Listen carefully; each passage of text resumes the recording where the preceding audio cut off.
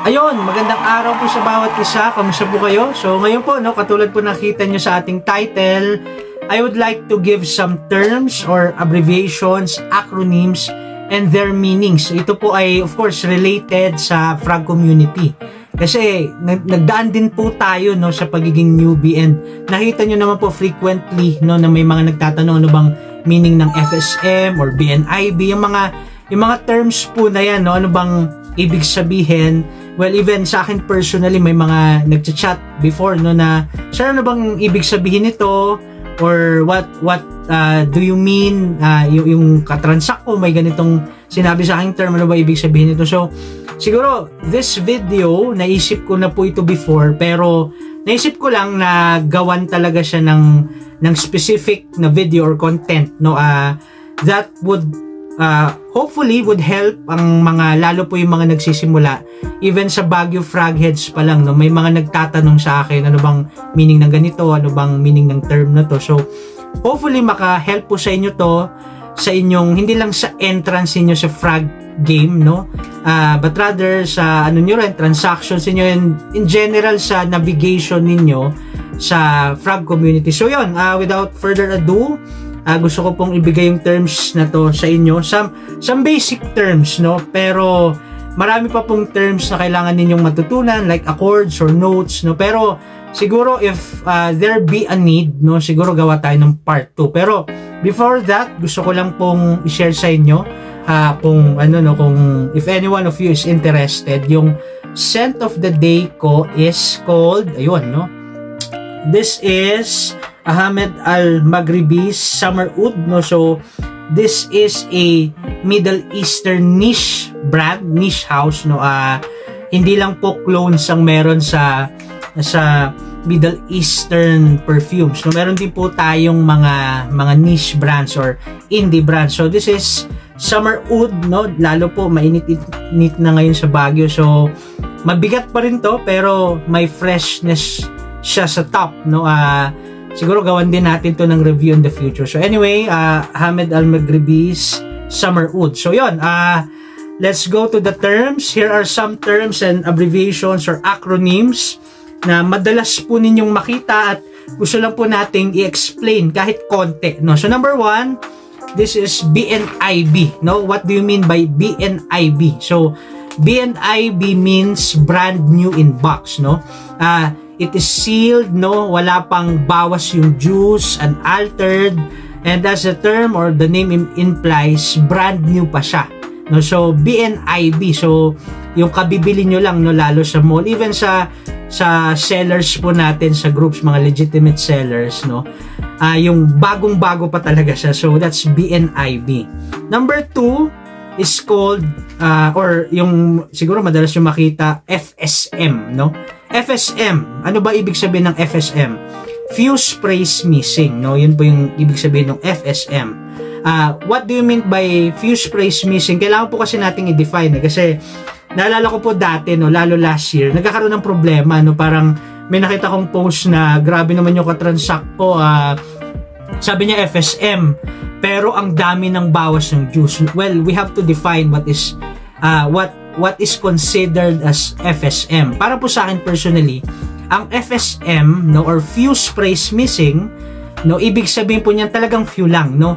Within 1 ml lang po dapat yung missing. Kasi pag 2 ml na yan and above, partial na yan. I-discuss po natin yan after this, no. Pero FSM means fuse phrase missing or 1 ml missing lang, no. Ang 1 ml po sa perfumes, no, that's around 10 sprays, 10 to 12 sprays. Depende po yan sa factors ng buga ng spray and everything else. Pero 10 to 12 sprays lang po ang nabawas, no, ang ginamit, kumbaga, no, before selling it to you. So yun, no, always remember fuse phrase missing, FSM, or 1 ml / 10 to 12 sprays missing. Okay, so that's number 2, FSM. And going po dun sa binanggit ko kanina, partials, no. Partial bottles means may bawas ng 2 ml and above, no. So pag yung bawas po ng binibenta sa inyo or a perfume that you are trying to sell or trade, lumagpas na siya ng 1 ml. Para po sa akin personally, no, yan po ay partial na siya, no. Well, FSM is partial, no, pero para sa akin 2 ml and above, mas malaki na yung bawas niya, so that's a partial bottle na, no. Ibig sabihin, well, ano naman yan eh, FSM again and partial, pareho lang namang yan eh, partial bottles technically. And of course, may times makakita kayo ng low partial. Ano ba ibig sabihin ng low partial? Para sa akin, pag yung bawas ng juice is around 70% or even 60% and above, yan po ay low partial na, no. Halimbawa 100 ml, yung remaining ay around 40 ml na lang, 30 ml and below, yan po ay low partial na. So, yun, no, BNIB, FSM, partial. Number 4, testers, no. Ano ba ang ibig sabihin ng testers, no? Ito po ang gusto kong magbigay ng clear na discussion, no, about testers. As the name implies, no, they are not in their brand new boxes, no. Yan po ay may iba po silang presentation, no. Sa malls makita po natin to, lalo po sa mga sellers po natin sa groups, no. The perfume juice, always remember guys, the perfume juice is the same, everything else is the same. Yung mga nagsasabi po sa inyo, number 1, no, yung mga madalas po ninyong maririnig, US testers, no, authentic US testers daw, Hong Kong testers, mga Singapore testers, Dubai testers, most probably fake po yan, okay? Take note guys, no, ang dami ko na pong nakausap, even nakipag-argue sa akin, no. I remember may nagsabi pa sa akin, wag daw akong manira ng business, no. Pero sila po ang naninira ng business nila kasi they're selling fakes, no. So be careful guys, kasi ang tunay po na tester ay usually, bigyan ko po example. Halimbawa, this is portrayal woman ng Amouage. This is a tester bottle. Pakita ko po sa inyo. I don't know if you could see it. Sabi po dito, no, tester not for sale, no. May nakalagay pong ganyan, no. Oh, okay, yon. I don't know kung kita po ninyo. Anyway, ang original po na cup, wala po akong original na cup ng Amouage woman eh. Pero pag sa Amouage man, halimbawa, ito po ay tester din, no, pero may cup siya, no, na yung from the BNIB, no, or the full presentation rather. Ito po ay tester din, pero this is Overture Woman, no.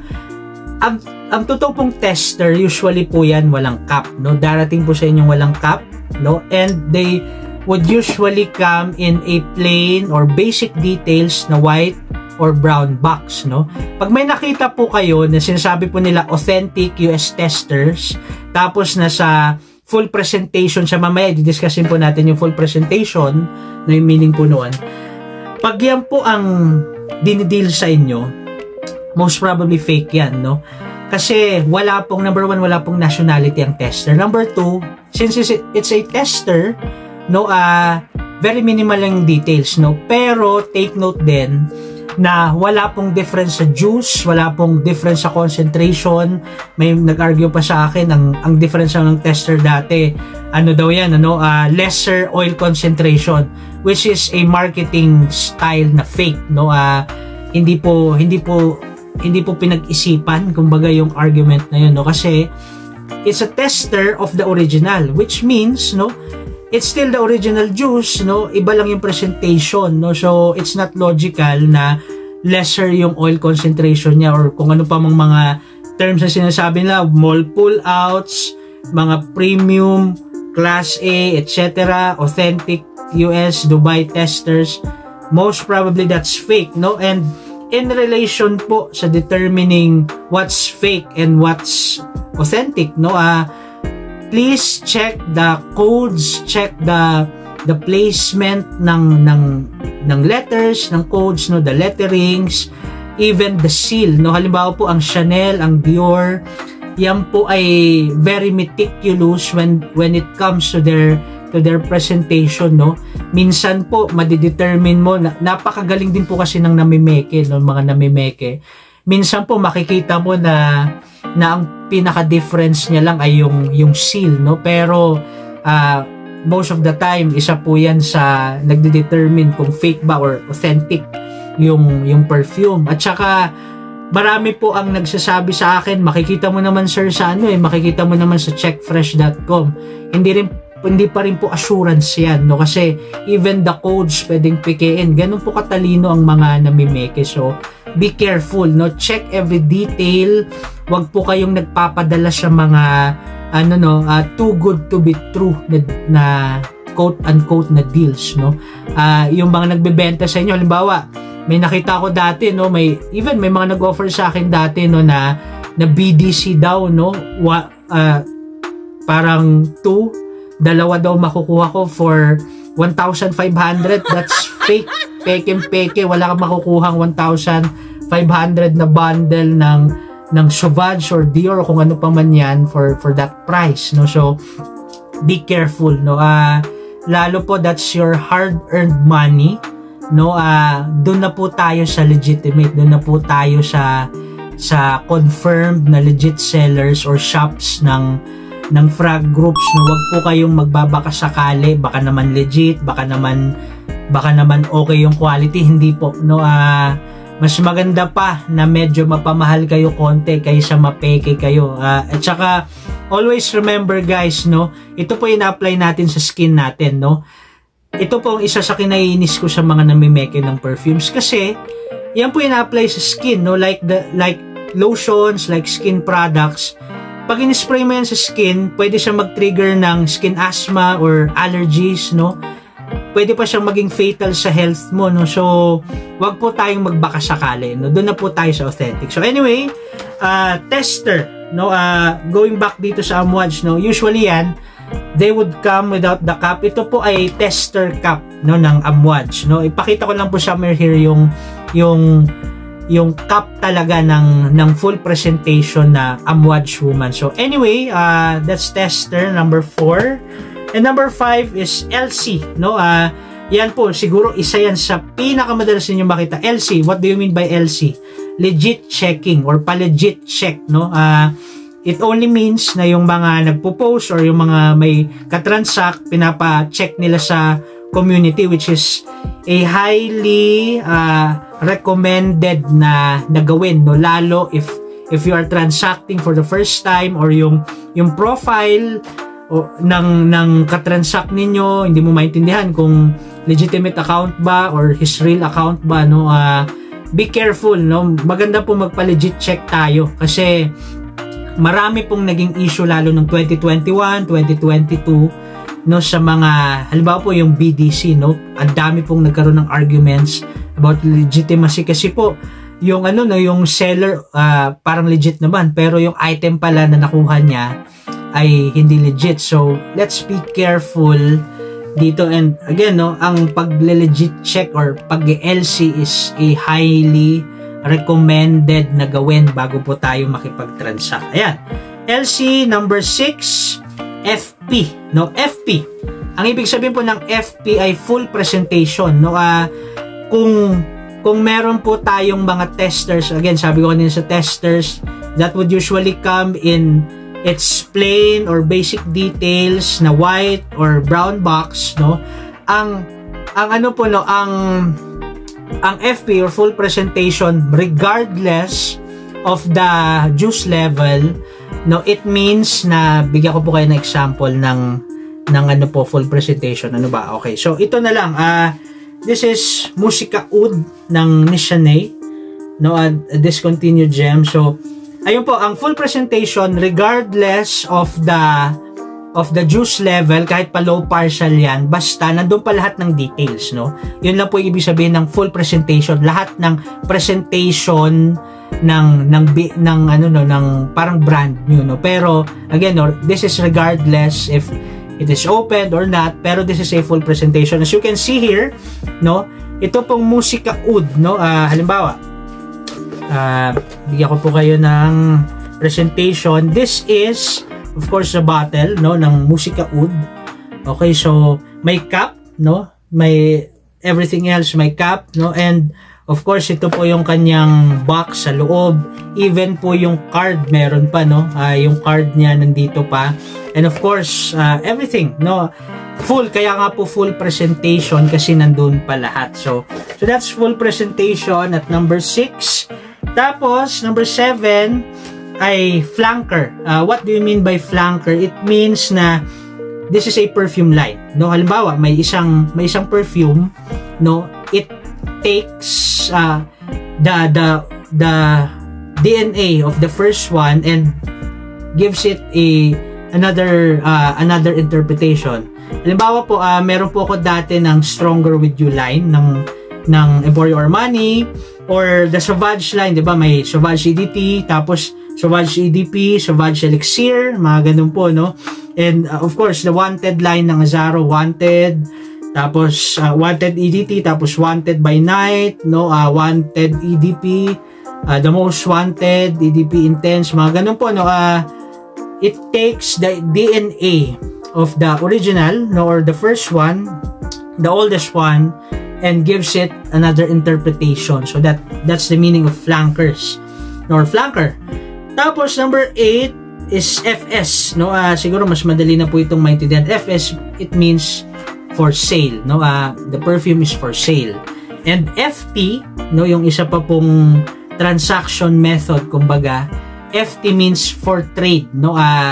And under for trade, may makikita kayo minsan na ito yung trade value. Halimbawa, nagte-trade siya for Cedrat Bossé na around 4,000, tapos yung kanyang trade value or 4,000 ay 4,500. So that's the personal estimation if you're gonna resell, no. So you will look for a perfume na tatama or magma-match doon sa trade value. So yan, FSFT. Tapos, number 10 ay dupes or clones inspired.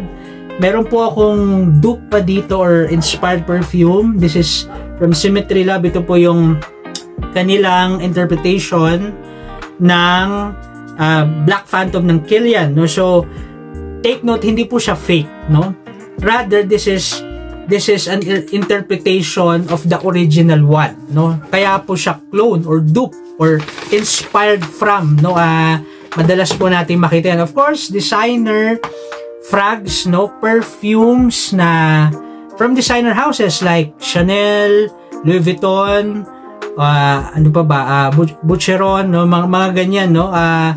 Mga designer houses, hindi lang po perfumes yung binibenta nila, no. Bulgari, no, Dior, no, yung mga houses po na yan, meron din silang mga designer bags or wallets, belts, fashion line, no, mga ganyan, no. So I'll give you an example. I have here a decant bottle, no, of Ombre Nomade by Louis Vuitton, and even po a decant bottle of Leather Hardin ng Zara, no. So designer perfumes. And next one is niche, no. Basically, perfumes sold in limited quantities by a brand or a line, no, that focuses on perfumes lang. Yung designer brands kanina, no, meron pa sila, aside from perfumes, meron pa silang ibang items na non-perfumes, no. Pero ang niche, no, usually the traditional meaning of niche is yun lang, no, limited quantity sa select shops, no, and perfume lang yung binibenta nila. Pero of course, no, as you can see sa Niche Frags PH, no, we have defined niche as a continually or ever evolving na definition, no. So we chose to include yung mga exclusive lines ng brands. So halimbawa, bigyan ko po example. This is from the exclusive line of Davidoff called Blend Collection. Well, Davidoff is a designer house, no, pero this is from their private exclusive line, no. So this is the discontinued Leather Hardin na or rather, no, sorry po, leather blend ng Davidoff. So yun po, no, siguro bibigyan po natin to ng iba pang time, no, kasi gusto ko rin pong gumawa ng content that focuses solely on niche, no. So anyway, no, marami po tayong kilala, no, from the more known brands like Mancera. This is Cedrat Bossé, no, and halimbawa Nichane, no, yung pinakita ko kanina. This is another Nichane. This is Fan Your Flames. Kasi meron din siyang factor ng history ng art, no. Those are the more known ones, no, or Nishane, Mansera, or even Amouage, to the yung mga brands, no, or mga niche houses na hindi gaano kilala. Halimbawa, pinakita ko sa inyo kanina yung Ahmed Al-Maghribi, no, or even po ito pong, bigyan ko po ng example, ito pong Beaufort London, hindi po ito kilala sa niche community, no, ng PH, no. This is Iron Duke, and this is Tango ng Mask Milano. So those are the factors, no, na kailangan nating makita when we talk about niche. Pero siguro some other time, kasi mas mapapahaba yung video kung i-discuss ko pa dito yung mga facets ng niche. So anyway, that's niche. Number 13, so very quickly dinaanan natin yung dupes, designer brands, and niche. And the last one na term, no, ay yung decant, no. What do you mean by decant, no? Ang decant po, bigyan ko po kayo example. Ito po ay decant ng Oud Vert ng Fragrance au Bois, no. So when you say decant, ito po ay samples, no, na kinukuha po ng sellers from the original bottle para matry nyo po muna yung perfume, no, 1 ml, 3 ml, 5 ml, 10 ml, para matry nyo po muna yung perfume before you decide if you will be committing sa full bottle or not, no. Yung even po yung iba, no, ginagawa po nilang tag 10 ml lang yung collection nila kasi the rationale na hindi ko na magagamit yan lahat, no. So I would rather stick sa 10 ml, no. May mga ganun po ako kilala pong mga collector. So anyway guys, yun lang, the 13 terms, no, siguro lalagay din natin sa description box, no. And I hope po na makatulong to sa inyo, lalo po sa mga nagsisimula. Kasi minsan ang hirap din mag-navigate sa mga frag groups, no. And siguro a reminder din sa inyo, no, lalo po sa mga new sa community, na you can use the search bar, no, if you want to look for a term. Halimbawa, BNIB or fuse phrase missing, para lang magkaroon kayo ng idea kung ano ba meaning nun. Pero nonetheless, sana po yung naging helpful sa inyo ang video na ito. Yung 13 na yun, I'll try to think about it kung kailangan ko bang gumawa pa ng part 2 para po sa mga mas malalalim na terms sa community. So yun lang guys, I hope again naging interesting to sa inyo, naging helpful lalo na, and if you find this again helpful and interesting, please do consider liking, sharing, and subscribing. Maraming salamat po at ingat po kayo.